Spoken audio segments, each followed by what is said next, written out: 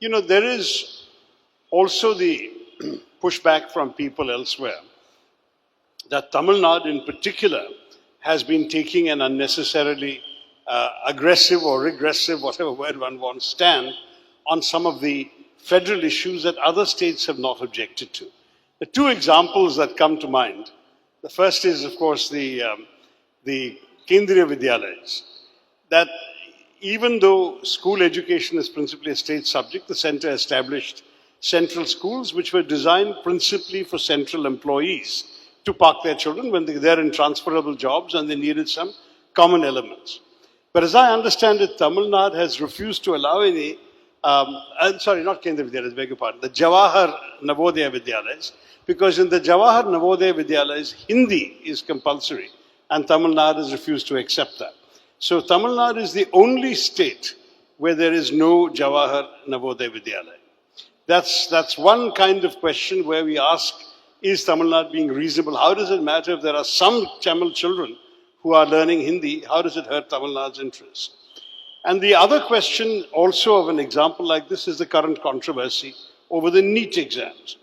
That if you want children in Tamil Nadu to have the right to take exams in Tamil, that's fine, but surely that should then confine them to medical practice in Tamil Nadu, whereas a NEET examination would enable them to study, prepare, and work anywhere in India.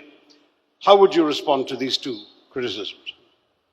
Well, I think they're both factually wrong. First, there are already Navodaya schools in Tamil Nadu.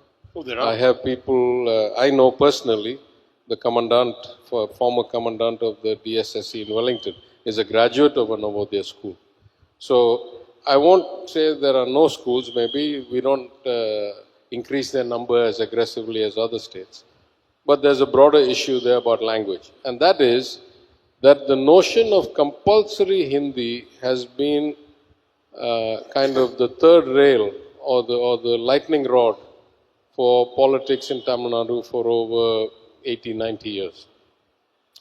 We have always felt that if you force some language that we see as non-essential, then it is a slippery slope where pretty soon you'll find either English or Tamil or both being relegated to second class or third class status. So it is at the core of Tamil identity that is our language. I think most cultures' language will be at the core of their identity. Certainly our legacy, our reverence to our ancestors, all of that is entwined into our support for the language.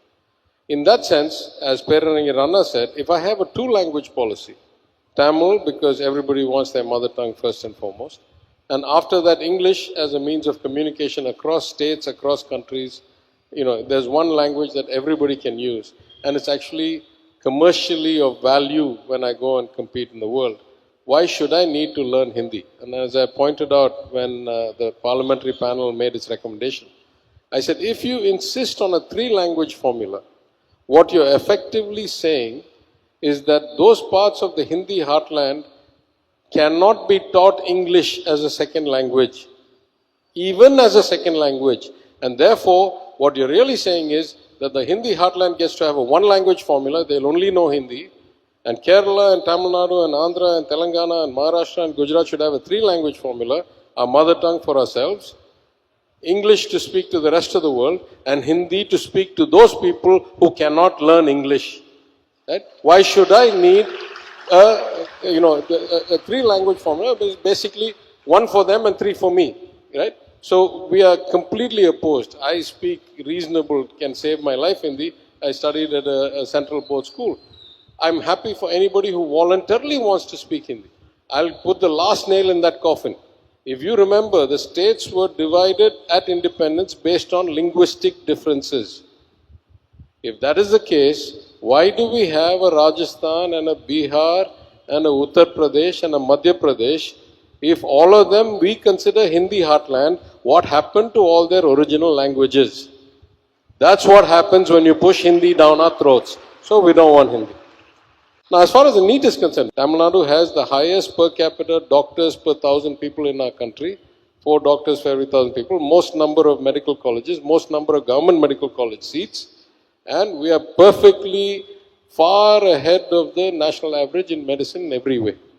All we said is, if we are funding these medical colleges 100%, and unlike in any other subject, at least to this degree, medical education is inextricably intertwined with public health. Right? You cannot run a medical college without a hospital. Right? And if the state is the provider of public health, then our medical colleges, our hospitals, we designed in a way that supports our vision of public health. Primary health centers in every area, including rural areas, and incentives for people to enter postgraduate programs based on how much service they do in rural areas, etc.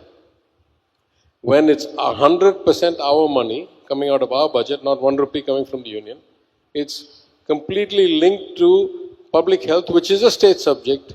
Why do you tell us which exam should be the basis of us sending our children to our colleges? That's the whole point here, right?